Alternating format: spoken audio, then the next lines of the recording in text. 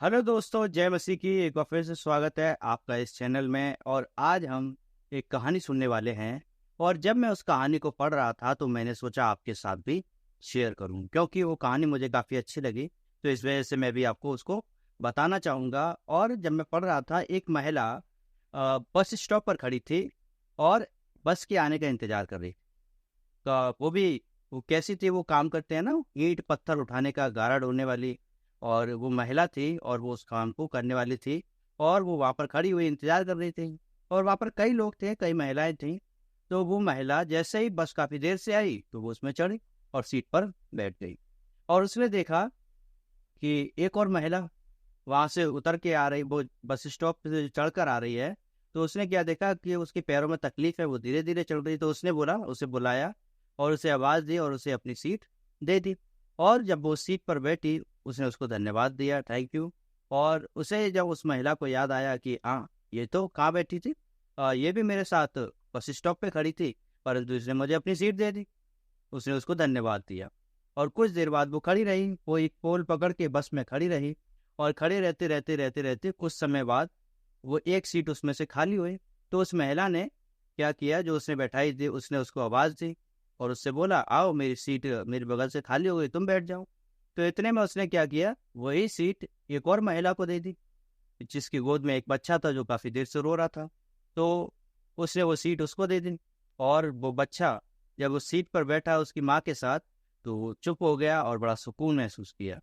तो उसके बाद कुछ समय बाद एक और सीट खाली हुई और जो महिला थी वो उतर गई। तो उसने वही सीट एक बुजुर्ग आदमी को दे दी। तो ऐसा करके एक स्टॉप आया और बुजुर्ग आदमी भी उतर गए। और फिर थोड़ी देर बाद वो उस सीट पर वही महिला बैठ गई जिसने वो सीट 3 लोगों को दे दी थी। और उसके बाद क्या हुआ कि वही महिला जिसने सबसे पहले सीट ली थी, वो उससे पूछने लगी, मैंने तुमको देखा कि तुमको 3 बार सीट मिली, पर तुमने वो सीट नहीं ली, तुमने वो सीट औरों को दे दी, क्यों? क्या तुम नहीं थकती? मैंने तुमको भी देखा था बस स्टॉप पे खड़े हुए, तुम भी काफी परेशान थे और मुझे लगा तुम भी तकलीफ में थी। तो उसने उससे कहा, हाँ, मैं भी काम करती हूँ और परेशान रहती हूँ, मेरे भी पैरों में दर्द था, लेकिन जब मैंने देखा कि तुम्हारे पैरों में तकलीफ है तो वो सीट मैंने आपको दे दी। और फिर बोली, फिर तुमने दूसरी बार वो सीट उस औरत को क्यों दी? तो मुझे उस समय ये लगा कि वो जो महिला है, उसके गोद में जो बच्चा था वो काफ़ी देर से रो रहा है। तो मैंने उसे वो सीट दी ताकि वो सुकून से बैठ सके, और उसने काफ़ी सुकून महसूस किया। और तीसरी बार मैंने वो सीट वो अंकल को इस वजह से दी ताकि जब वो बैठें तो मुझे ढेर सारे आशीर्वाद मिल गए। और ये सोचकर फिर उससे वो बोली, ऐसा भी आप कैसे करती हैं ऐसा? उसने बोला, देखिए मैडम, हम सब बस की सीट के लिए लड़ते हैं। अब बस की सीट को घर तो लेके जाना नहीं, बस में ही छोड़ के जाना है, तो क्यों उसके लिए लड़ना? जब हम इतना कुछ कर सकते हैं, मेरे पास तो कुछ करने के लिए है नहीं, ना तो दान करने के लिए पैसा है और ना लोगों की मदद करने के लिए कुछ है मेरे पास। तो मैं बस वही काम करती हूँ, रास्ते में से पत्थर हटा देती हूँ, बस में अपनी सीट दे देती हूँ, कोई पौधा लगा देती हूँ, और बस यही करना मुझे आता है। और कभी कचरा बटोर देती हूँ रास्ते का। बस यही कुछ चीज़ हम करना मुझे आता है। मैं इसी तरीके से समाज में कभी कभार अपनी सेवा को दे देती हूँ।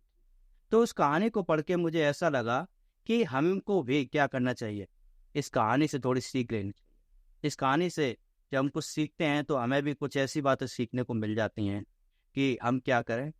हम उन बिजनेसमैन की तरह नहीं, जो अपने टैक्स बचाने के लिए कुछ पैसा डोनेशन में दे देते हैं, परंतु हमें अपने दिल से कुछ चीज़ें करने की जरूरत होती है, चाहे भले ही छोटी क्यों ना हो। यदि आप छोटी सी मदद किसी की करते हैं और वो चीज़ें आपकी ज़िंदगी में वापस आ, तो ये कहानी काफ़ी अच्छी लगी मुझे। मुझे लगता है आपको भी अच्छी लगी होगी। अच्छी लगे तो कमेंट में गुड लिखकर आप ज़रूर बताना, और अच्छी अच्छी लगी ऐसा करके बता सकते हैं। और वीडियो अच्छी लगी तो क्या करें, लाइक कर दीजिए और चैनल को सब्सक्राइब कर लीजिए। और इस वीडियो को शेयर ज़रूर करें ताकि उन तक भी पहुँचें जो ऐसी स्टोरी सुनना चाहते हैं, और ऐसे मोटिवेशनल स्टोरी और बाइबल से परमेश्वर का वचन और बहुत सारी बातें जानने के लिए आप हमारे चैनल में बने रह सकते हैं। तो परमेश्वर आपको आशीष दे।